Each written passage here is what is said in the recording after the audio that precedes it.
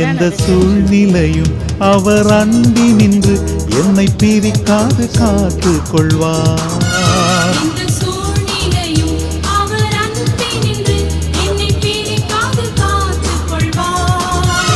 என்னை நம்பியவர் வந்த பொறுப்பதனை அவர் வரும் வரை காத்து கொள்வேன்.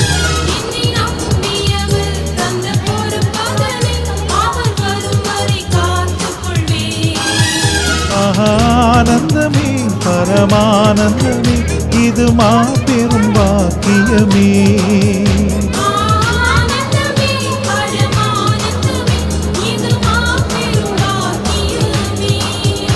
இந்த பாதலத்தின் சொந்தக்காரர் அவர் எந்த உள்ளத்தில் சொந்தமானார்.